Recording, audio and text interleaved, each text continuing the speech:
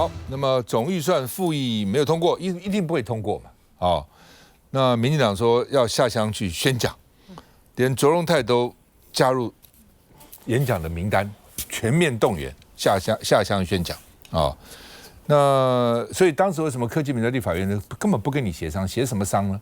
哦，他真的那么在乎预算吗？我不觉得他在乎，这么呢在乎法案吗？我也不觉得，但是就是。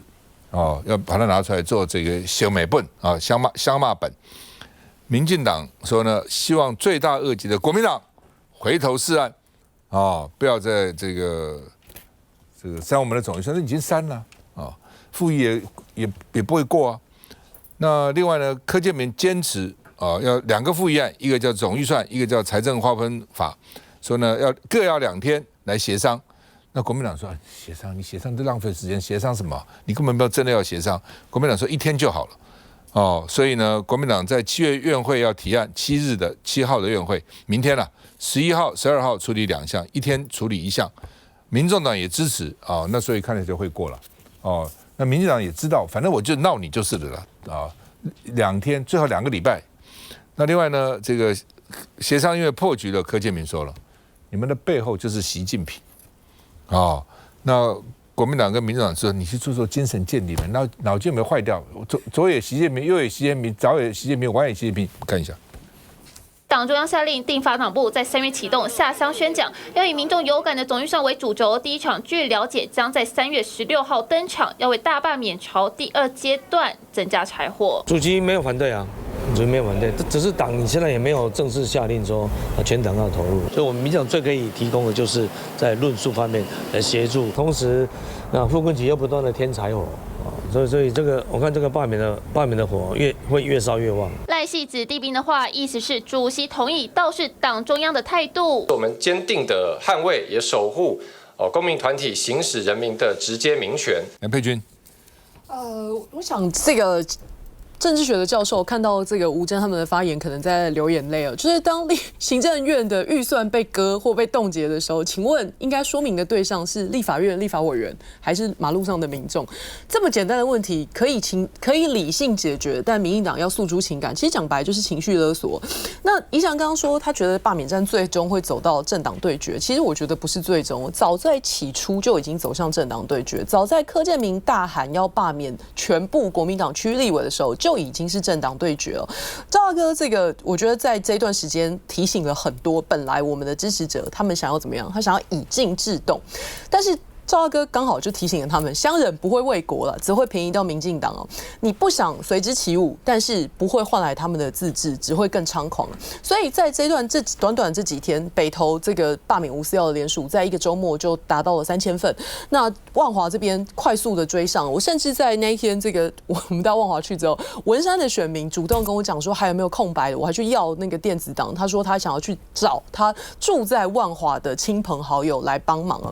那过去这段时间，吴沛憶跟这个吴思瑶，当然他们当选都是因为非绿阵营分裂，不是有绝对多数。那这段时间里面，我觉得他们背个这个蓝白提案这些荒腔走板的言行，民众也看在眼里，所以在地也会累积很多反弹的声音。可是当民进党一口就是左手掌高举着说不要变成政治动员，但右手又不断的把这个应该理性说明预算拿下去下乡宣讲，我们就来打赌他到时候这些街头开讲，再讲那个预算的比例有多少，再讲罢免案，再讲这个蓝白的这个应该要罢免跟不该被罢免的比例有多少，大家就拭目以待吧。绝对就变成这个去替罢免战添柴火，恰恰就是民进党自己，所以完全不是一个负责任的执政党应该有的作为。但现在这场罢免战看起来油门已经踩下去，已经没有停的空间了。所以对国民党来讲，我们支持者当然在这一段时间会有失望，会有抱怨，可是我觉得不是自己分裂在互相检讨，现在要冷静站稳脚步，该罢免。既然以罢制罢是一个选择的战线，就要继续往前走。那该补件的该补件，然后该继续对民众说明的继续说明，这件事情是不能停的。袁志，我觉得民进党他们一直在思考说，到底要怎么出场去参与这个大罢免啊？那虽然宜翔是一直不认为说这是民进党发动的，可是大家可以回想那些青鸟一开始聚集到底是谁动员来的？哦，是谁跟他有联系？哦，当时是哪一些民进党立委在帮他们去借基地台，然后去协调一些路线，然后还跟警察吵架，都是民进党的立委。然后当时赖清德总统也说蓝白怎样怎样怎样，青鸟会飞出来，就是摆明的就是有联系。柯建铭也自己承认了，去年选完之后就开始跟很多人在规划这个大罢免，所以柯建铭在立法院才会不断的，每次我们讲什么就说罢免你，罢免你，他哪来的底气？就是他们已经盘算了，只是他的节奏跟赖清德怎么登场而已的问题。所以我觉得他们在8月20几号用罢免绑公投是绝对有可能的。为什么？因为行政院现在没有什么角色在罢免这件事情啊。上一次陈时中去南投助选的时候，喊一个大罢免，后来就被骂，人家认为说你一个政务委员，你凭什么在助选的时候喊大罢免？你不适当啊！你是接受立委监督，你怎么会去喊说要罢免立委呢？所以行政院现在没有什么角色。可是如果说罢免绑公投的话，大家可以想想看，就会回到4年前当时。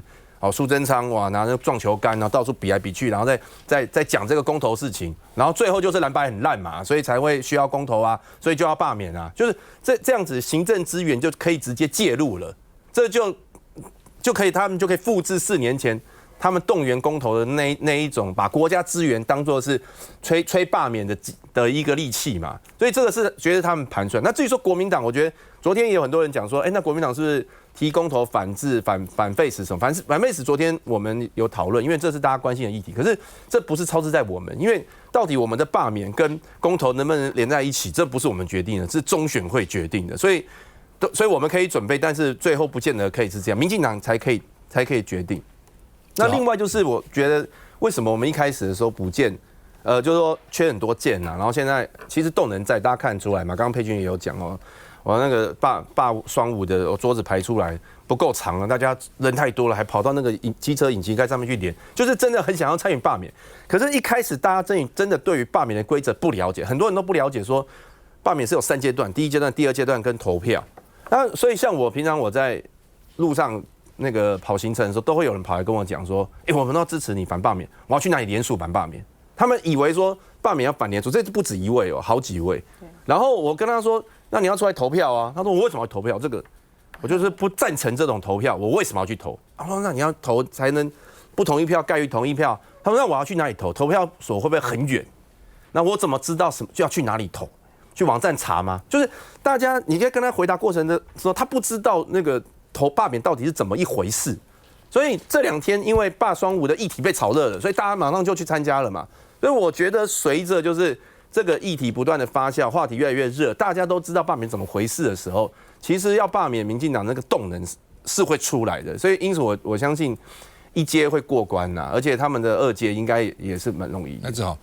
罢免当然是我们全体公民的一个基本权利哦，但是在执政党目前的政治操之下，它只变成是一个权力游戏的一个操纵的状态之下。哈，你看从立法院因为在执政党的少数啊，造成他们的一些挫败，他们就先提什么？先提复议。那复议再不行的时候，有些议题还有提大法官释宪。那发觉这个总预算案不能够提释宪的时候，他就来给你一个罢免，所以罢免真正的一个最终的民主含义，其实已经失去了。我觉得我在这边，刚刚很多来宾都已经谈论到这个罢免的实质的一些议题。那我倒想要提醒一下赖清德政府，台湾在现在面对了多少严峻的问题？我们随便讲讲，台积电会不会变成美积电？少子化的国安问题，还有最近最热门的急诊拥塞的问题，包含我们急诊医护人员不足啊，不足的情况下无法照顾我们最需要照顾的病人，种种这种能源，所以这种发电到底是要核电还是不要核电，空污等等，太多问题需要去解决的，但这个政府每天就是正经事不做。来搞罢免，我觉得这个非常非常的可悲啦。我是建议现在应该要好好的赖政府、赖总统，你要好好来面对这些民生议题啊，很多跟国安也有关系的这些议题啊，你该做的是好好把这些议题放在你的心上，好好来面对，好好跟你的政府官来做一个解决，才是我们全台湾人民的之福啊。一直搞罢免大概也不会是一个好的方向啊。徐校长回来。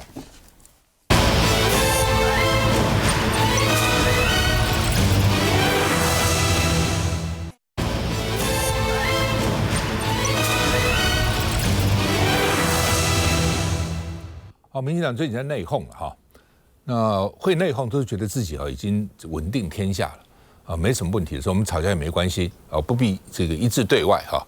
那大罢免按照柯建铭的讲法呢，也要这个把国民党呢全部这个罢免掉来换血精准打击那所以昨天闹到民进党中常会去告状互相告状啊。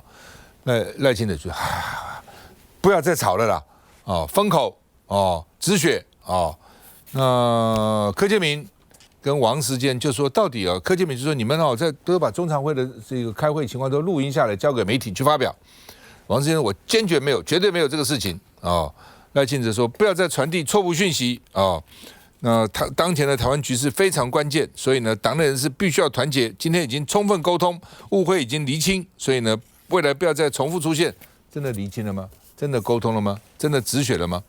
那柯建铭又骂王世坚，骂王定宇那王定宇、王世坚也很生气他还说王定宇呢，在官方委员会跟这个徐巧芯联合起来互相唱和王定宇、王世坚就同声回答说柯建铭的认知出了问题了，就变了很多奇怪的。我当然最近变人很多的，还不止这个柯建铭一个。不过反正柯建铭呢是被他同党人讲说认知出问题，应该做精神鉴定我王世坚说我叛党，说我录音，我就立刻退出政治。那柯建铭呢总召呢应该去做一些鉴定那另外呢你自己想想看，你如果无赖我该怎么办？王定宇说也担心柯建铭的身体状况是不是认知出问题这个把不是事实讲成事实不好，希望大家多关心他。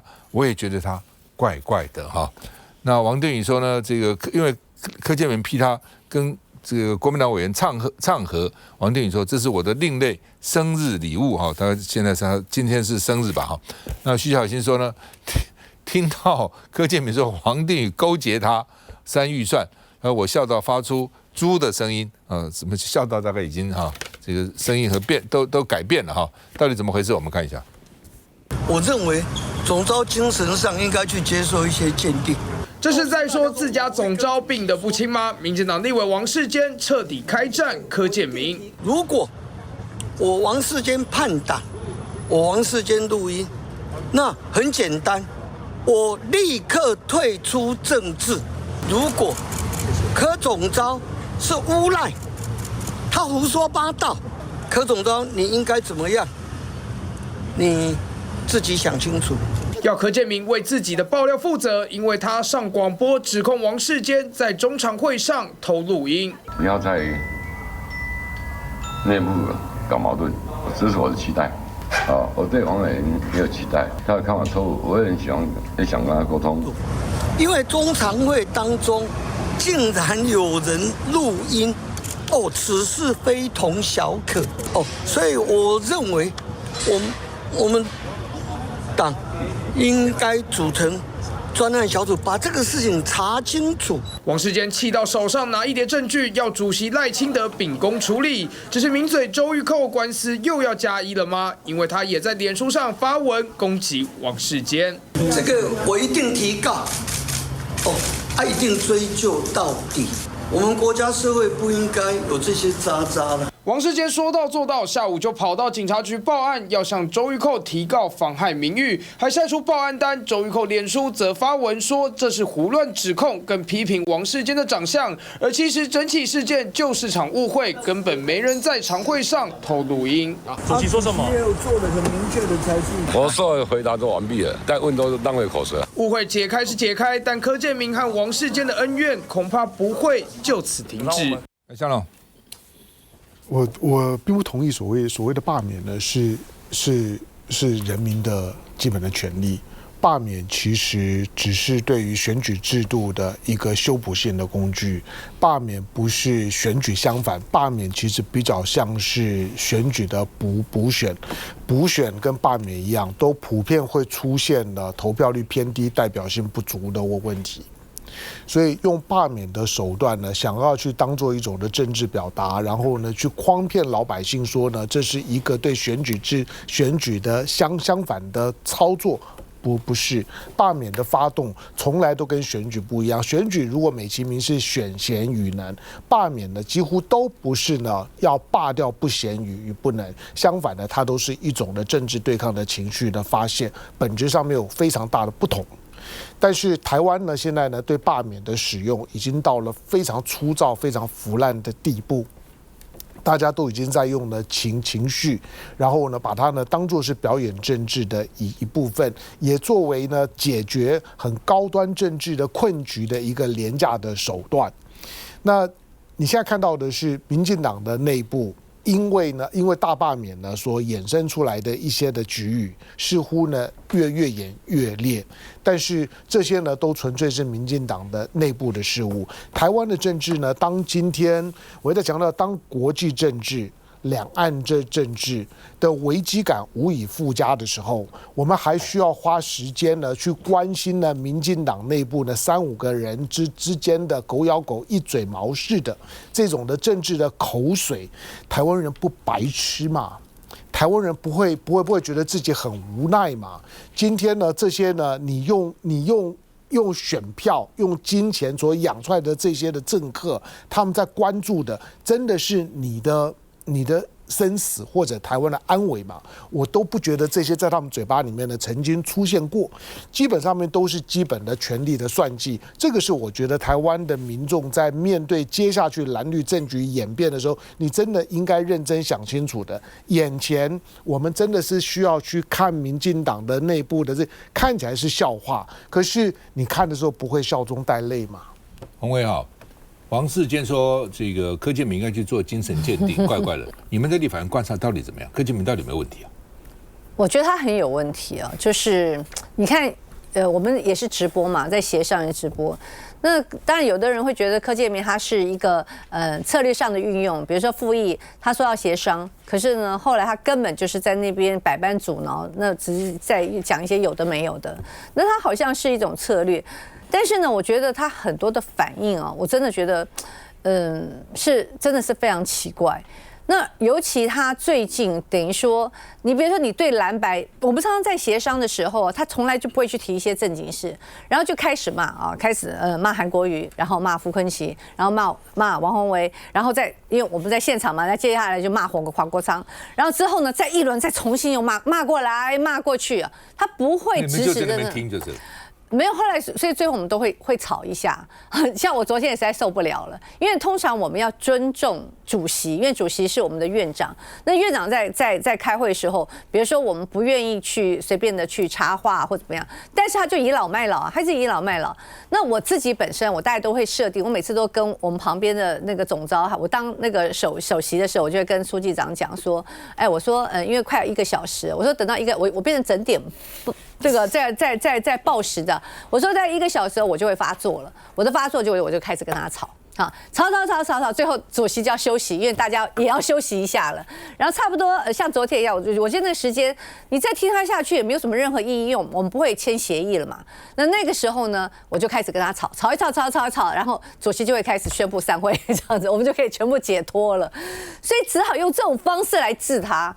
不然的话呢，他就在倚老卖老，一直讲。那他大概每一次讲话时间以30分钟为一个单位。我之前就会讲嘛，我就说你作为一个资深的委员，你讲话要讲30分钟。他说我还要讲。我说你30分钟都讲不到重点。我说你看那个牛许婷，他有参加过我们协商。我说他3分钟就把重点全部讲完了。你一个资深的委员比不上我们的一个这个年轻的立委哈，那3分钟就讲完，你30分钟还讲不完。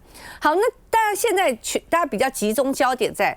他不但是战蓝白，现在呢，他还炮火四射哈，在自己那个里面的立委哈，不管是王世坚啊或王定宇啊，那所以连王世坚、王定宇都受不了，直接说你是不是认知出现问题啊？你是不是该做精神的鉴定啊？那这个当然你看到的是好像柯建铭非常奇怪，但是某一种形式，我觉得也充分暴露出。赖清德的领导出现了极大的问题。照理说，他现在是党政一把抓，结果在他主持的中常会有这种狗屁倒灶的事情。你看那个王世坚要准备资料，说要去告御状啊，要让主席你干脆成立那个专案小组哈，调查看我有没有把录音漏出去。好，那我有没有什么叛党？哈，那王定宇有没有在那个唱和那个马文君跟那个徐小新？在这样的状况下，你看大家互相告来告去，最后赖清德说：“哎呀，不要讲了，不要讲。”意思是说哈，党内要团结。所以这充分显示出赖清德的领导出现问题。但是很多人就讲说，为什么赖清德不处理柯建铭呢？柯建铭有这么多问题，有这么高的仇恨值，为什么不处理柯建铭呢？这个是工具人啊，他没有办法处理柯建铭。刚才一直在讲说有关罢免的问题，你看，其实赖清德选择的，他要躲在柯建铭的后面。好，反正呢讲很难听的话，要冲要打，让柯建铭去冲，然后他在后面运筹帷幄。老实说，赖清德他心里也有一个盘算，也就是说这场大罢免，如果真如很多一些民进党人士警告他，最后可能很难收场，最后可能很难看。大家设想嘛，如果他这个大罢免失败，请问一下党主席要不要下台一次负责？提前跛脚提前跛脚，这对他来讲也是一个正常一个政治的豪赌。通常就是要等到县市长选举啊，县市长选举选败了，那可能你的主席就被人家要求那个下台。可是你想想看，他是要连任的人哦，所以赖清德也在做一场政治豪赌。在这次大罢免里，如果他失败了，我相信民进党很多的派系、很多力量也会支持让赖清德交出党主席。那个时候，你是真正的跛脚总统啊！休息一下再回来。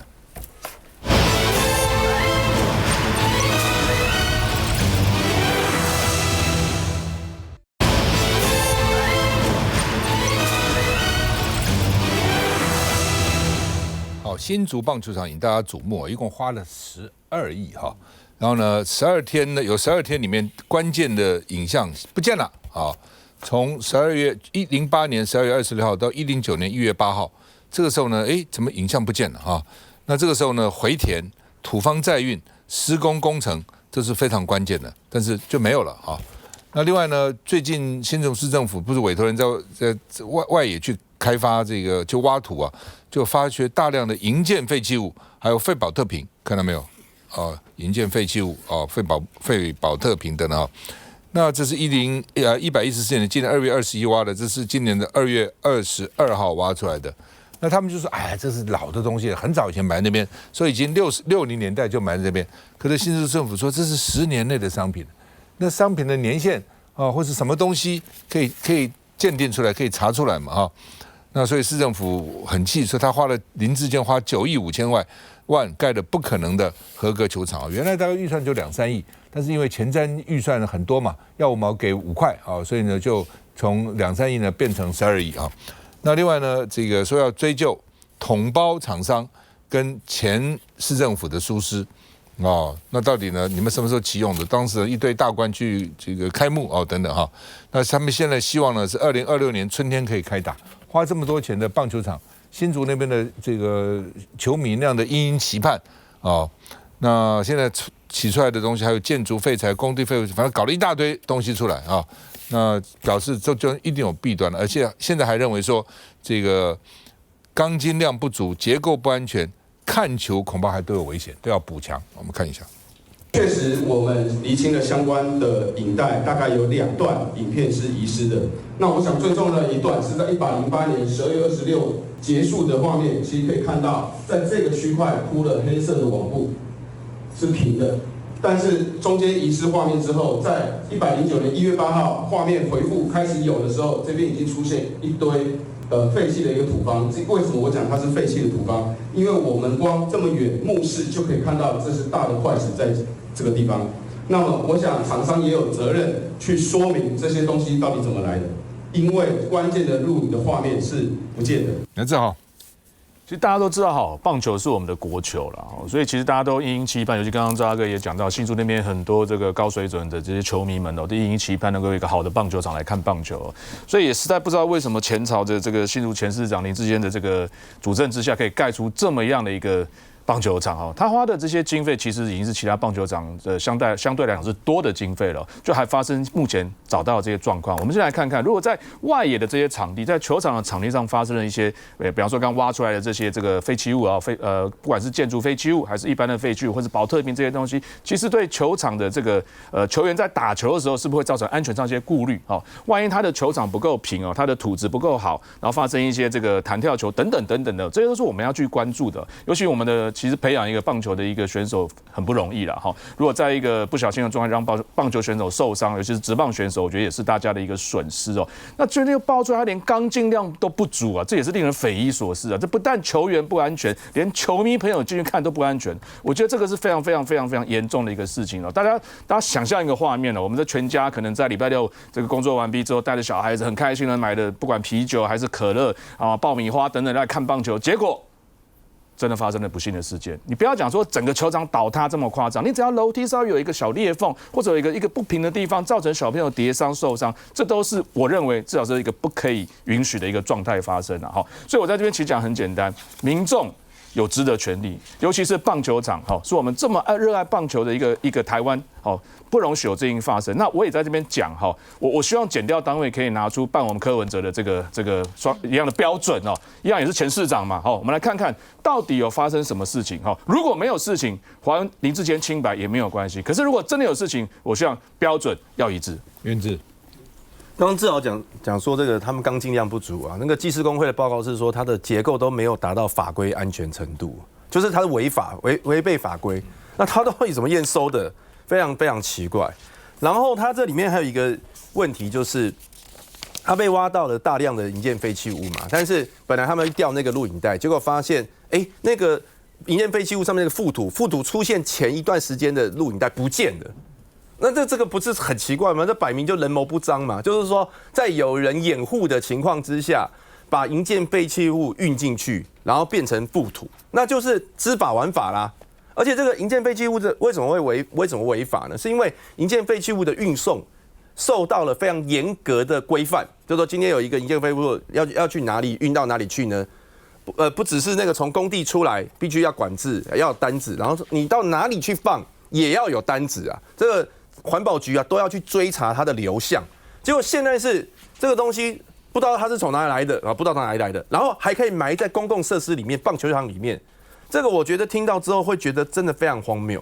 那我觉得这个新竹棒球场今天被发现这么多的问题，也凸显一件事情嘛，就是说没有监督嘛，因为要钱太容易嘛。当时林智坚他要盖这个棒球场，其实在议会很多人其实没有什么意见，不是很支持他做成这个样子。然后林智坚就直接跟议员讲说，没关系啊，我来这边报告这个事情也是给大家面子啊，因为我跟中央要钱就好。后来要这么多。那议员好像也没有办法去监督他这个东西，结果呢，因为要钱太容易了啊，所以呢就不把钱当钱看啊，所以才会把这个东西弄成这个样子。那后续的成果谁来承担？球员承担啊，所以其实有一个球员已经受伤，林哲轩就受伤了嘛。然后球迷呢，本来球迷是非常期待说这个棒球场盖好之后可以很快进去看球，结果这球场遥遥无期，那损失了整个国家，那国家的利益，然后前瞻计划。像这样子乱用的不知反己啊，这个其实都是浪费我们纳税人钱。你想，其实基本上刚两位讨论到说这个严重性哈，其实我基本上是非常认同哈，就是说无论是对于说球员或球迷本身，其实只要有任何这个差错、任何插曲的话，其实都对大家对棒球的热情会有严重的打击。所以这部分我觉得当然是要追根究底哦。但事实上，我觉得工程的问题，尤其是这个公共工程的部分。其实全台湾都有问题存在。那我不是说要淡化这个新竹棒球场的问题，但确实台北市我们也常常会遇到公共工程的问题，这大家都不可否认。但我觉得遇到公共工程的问题，最重要是什么呢？最重要就是要去追究该负的责任是谁要出来负。该赔偿的金额是谁要出来赔偿？该做修复的工作要谁出来做修复？而且什么时间点能完成？所以我觉得任何市政府遇到类似的问题，我觉得市民的期待就是说尽快把问题的来源找出来，该付出责任的人必须付出相关的法律责任，而最终就是尽快做修复，让这个棒球场既然钱已经花了，让大家可以重新这个在这边就是有这个观看比赛等等。所以我觉得现在当然新竹政府已经出来讲说这个承包厂商是不是有问题是不是要面临法律的责任？我认为市政府就是应该要追究到底去把相关的责任厘清之后，把相关的资料也提供给检调该查就查。看了，我若是林智坚，我会比任何人都更想要去追查这个真相，因为否则他真的跳到黄河都写不清。他因为因为论文的抄袭而失去了2个学位，也失去了竞选桃园市长的最后的底气。可是新竹棒球场这件事情到现在为止不懂，如果柯文哲的1500万现在已经在看守所在牢里待了这么久，林志坚的12亿在外面整颗好好的，虽然呢没有公开的露脸，可是为什么是这个样子？这个案子里面的人谋不臧，像那种的废弃土，就是不管是谁或者在谁知道的情况到了那个废弃土，那种的废弃土呢是赚2笔，挖的时候呢赚1笔，埋的时候呢再1笔，基本上面都是赚2笔，那是非常恶意的。而且呢，即使你用营建废弃土，看起来也不怕人家知道它埋的非常非常浅。因此呢，在表土的部分呢，表面上很薄的覆盖而已，所以运动员本身专业的运动员在场上面的时候的那个感知的力量，他们很快就发现了这个土呢是有问题的。是谁敢用这么粗制滥造，同时宣称政绩，不断的追加预算，砸了12亿？在过去民进党呢在地方最强势那段时间，我就一直很好奇，桃园跟新竹的北部的两都，跟南部的高雄跟台南为什么这么像？为什么所有的问题呢发生的那个逻辑呢几乎呢都一模一样？就是一个政党在某个地方执政久了之后，这种的贪污舞弊藏污纳垢事情真的是必然会发生的吗？而妙的是呢，当这些事情发生了之后，平常民进党你喜欢去蹭棒球蹭国球 Team Taiwan 都没有关系，可是在你 Team Taiwan 之前，能不能 Team 新竹一下，让大家知道这到底是怎么一回事情？我认为民进党好像不太 care 这件事，没有人在 follow 追究这一件事情。林志坚从柯建铭的办公室里面出来，几乎呢是被民进党的钦定的栽培的桃竹地区的下一代的接班人。但是呢，这个光是这个案子，林志坚之后没有说明，而似乎也没有人准备去好好的追究。这个启用1周就停用到现在的新竹棒球场，跟什么是很好的对照？刚好就是这个停工7年，但是现在已经顺利启用的台北大巨蛋，他们就是一个政党轮替之后，前后执政者对于这个辖内的大型公共建设，他们要怎么样去做考验、跟对照、跟接手。大巨蛋回味一下，大家一定都不陌生，就是当年被民进党还有被民进党背着选的柯文哲当成大弊案来处理的。那当选之后，马上就有非常多的理由跟说法去做很多的检查。那7年下来，虽然当然现在有很多的缺失正在改善当中，但是总体来讲，它终究还是启用了，开演唱会也好，打棒球也好，它就是一个可以用的运动场。那新竹棒球场是为了选举的抢着启用，可是烂到1个星期马上关掉。那我觉得对这个民众党来讲，他们的危机或者说现在的课题，应该是说他在上任2年之后，那已经一而再再而三确认这个工程品质是非常有问题的，这个没有错。但是对新竹市民来讲，更重要的可能就是要确实提出解方。你告诉我这个地方很烂，对，我们知道前朝做得很差，有弊案要查。但是新的执政者接棒之后，你要怎么样让他启用，找到新的团队来接手，然后完工，让市民有棒球场可以用，这个可能是新竹市民更关心的。当年国民党的议员并没有瞎挺或者盲挡大巨蛋，但是要柯市府说清楚，你觉得有危险，你觉得有弊案的标准是什么，检验是什么，方式是什么，那要求厂商去落实。因为台北市民最重要的还是一个棒球场，不是一个入人于罪的政治提款机，更不可能要的是一个烂尾楼。所以但民进党在新竹这一局好像还停留在小智就是棒，高虹安就是贪这种无脑的护航阶段。那新竹棒球场不能说毫无进展，但是现在看起来离真正的完工启用，它还有非常非常多的关卡。休息一下再回来。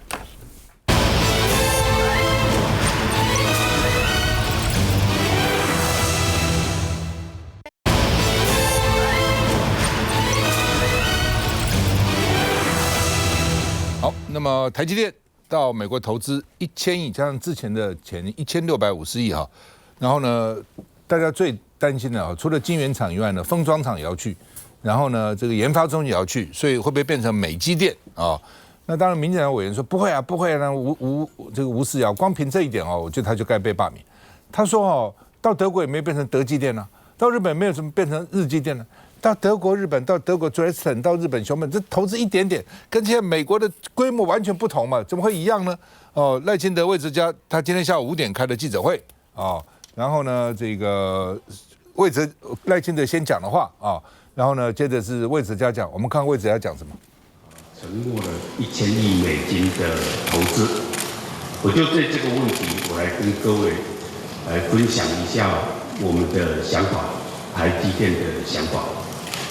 其实台积电到每一个地方去盖生产线，台湾除外啊，台湾不要讲。我们到每一个地方去盖生产线，都是为了客户的需求，这是第一个，从来没有违背过的。我们到日本去，因为日本的客户的需求；到德国去，因为德国客户的需求。这一次4年前到美国去，因为美国客户的需求。现在加大投资，各位知道为什么吗？因为美国的客户需求量非常的大。现在不是法说会，说我不会跟你讲它的数字，但是我可以跟各位讲，我要在这个重大投资之前，我们做过非常多的分析，我跟所有的客户都沟通过，结果发觉他们的需求，台积电目前的扩展的计划在美国。我们先回来哈，我们大概听了一部分哈。那香农哈，就为什么这个赖清德今天要压着这个台积电董事长哈，这个魏哲家去开记者会哈？那显然魏哲家的讲法说，我不是被川普压迫的，是因为客户的需求，你怎么看？那个是一个标准的讲法了。那魏哲家，你把他见川普跟见赖清德拍2张照片，你会发现呢，魏哲家站在川普身边，比魏哲家站在赖清德身边快乐多了。就是他站在赖清德身边呢，表现出来那种的无奈，被绑上来，必须要给台湾民众一个交代，因为这1000亿美金的1000亿美金的投资案，让在台湾的内部的弃台论，连那些青鸟黑熊都坐不住了，因为没有办法去解释这件事情。在他去投资之前呢，我们的投审会是不知道的，我们的相关的部会官员呢是不知道的。而这么大的一笔的投资案，我们都知道，台积电之所以能够呢在先进制程里面，它不是领先，而是垄断。那是台湾唯一呢在所有的科技前沿当中唯一有垄断条件的。垄断就是除了它以外，没有任何人可以自给自足。因此，美国呢对于呢高端的就是说这是先进的晶片没有办法自给自足这件事情所产生的焦虑感，最后呢他能够采取的方式呢就是巧取豪夺。当他认为呢他必须要呢台积电的晶片的时候呢，他就叫台积电呢把他的晶圆整套搬过去，3座晶圆厂。两座的封装厂，还有最重要的是后面的那个全球呢独一将有2。因为原来的唯一的一座研发中心呢，在新竹科学园区，台积电呢可以在外头呢去设12寸晶圆厂，可以去做封装厂，到日本到德国都没有问题。可是台积电从来没有把研发中心搬出去过。这是第一座台湾的新竹科学园区以外的研发中心，看得懂人都知道，在所有的有关于产业的这个就是说呢，这种的论坛领域里面，对台积电呢最有研究的2个人，陆行之那跟杨应超2个人对这件事情的看法都非常的谨慎，完全没有呢赖清德或者是吴思瑶呢这些人大拉拉的，只是出来棒腿安高薪，好像呢大家听你讲2句话之后呢，这件事情就可以过了。台积电会不会第一个它会对台湾产生排挤效应？不用讲，台积电呢已经是在呢这研发的资本支出已经到30%几了。它就是因为它始终都保持着很高比例的资本的投入，所以它在技术上面呢一直是领先的。你认为它1000亿美金摆在那里，在台湾还能够有1000亿美金吗？不可能的，那个排挤呢是100%的。第二个，它的技术呢一定外流。第三个，你要判断的是魏哲家呢也不见讲得清楚，美国接下去会怎么样？当今天美国得到了几乎是新竹科学园区免费呢，在亚利桑那州的复制，已经不是复制晶圆厂，已经不是复制台积电，而是复制了整个的台湾的科学园区。美国没有花1毛钱，就把台湾最成功的几10年的新竹科学园区呢，在亚利桑那州凤凰城复刻了一遍。一旦复刻了之后呢，你认为它会不会关键的时刻，它就像它在整 TikTok 整华为一样，叫 TikTok 呢，你必须呢把你的海外的部分都卖给我。到一段时间之后，他告诉说，美积电的部分，你就卖给美国的企业，他找美国，到时候呢就不是台积电呢去投资 Intel， 而是 Intel 呢可能回过头来去买台积电。当他拥有了美积电的全套技术，包括你的研发中心那种东西是 know how， 一旦有的时候，你认为台湾是不是还有呢台积电重要嘛？到了这一步的时候呢，还需要出来讲风凉话。赖清德今天叫魏哲家站在他旁边，把呢所有呢要你呢安抚人心的话呢，你讲一遍。但是当今天赖清德讲了，魏哲家讲，你认为的台湾老百姓会笨到看不懂吗？今天呢，赖清德真正该面对的是，当今天川普已经根本就不在乎你，只要你把台积电搬过来了之后，解放军武统台湾不是重点，对于美国来讲，只担心解放军不能够武统台积电，只要武统台积电不会成真，武统台湾就不是呢美国真正在乎的事。赖清德没有办法解释处理这件事情。今天台湾所有的两岸政策、能源这政策，跟你的尖端企业的台积电的晶圆的发展政策都卡关了，叫魏哲家出来干什么？会不会太为难他一点？好吧，绑鸭子上架哈，因为呢，专家都说会排挤台积电在台湾的建厂计划，因为你就这么多钱嘛，你的毛利要维持一定的毛利嘛，给股东一定的这个鼓励嘛。陈冲说，美国只关心美国，怎么会关心你台湾呢？那另外呢，这个川普说呢，台积电将来到美国打造最强的晶片，那赖清德不是说最强的晶片留在台湾吗？不会到美国去吗？研发中心一定在台湾，不会到美国去吗？那川普都讲要打造最强晶片，台积电敢不打造吗？台积电敢把这个所谓先进科技留在台湾，而不到美国去吗？来，洪薇。其实当这个台积电宣布要到美国去设厂，而且1000亿美金，同时呢还包含封装厂，以及刚才香龙讲的海外的第一个就是研发中心都要搬到美国的时候，其实整个台湾是非常非常震撼，甚至很多人都有这种亡国感的感觉，那种就是说我们的几十年来的护国神山或者是护国神山群，恐怕都要被掏空了。所以网络也有人讲说，国民党制造了台积电，那么民进党制造了美积电。现在你不要讲说怎么会有日积电、德积电，其实早就有日积电，早就有德积电，大家早就在说了。所以我们到底要怎么样因应？其实你可以看到最近，包含尤其这个赖清德讲了很多空洞的话，他比如告诉你一些说，台湾要有所谓的民主供应链。请问一下，什么叫做民主供应链？我不懂这么空洞的话。然后现在半导体要搬到美国，他就说我们可以打造多元半导体产业。什么叫做多元半导体产业？我也听不懂。我现在知道的只是台积电要到美国大幅的投资，不止如此，而且先进的制程。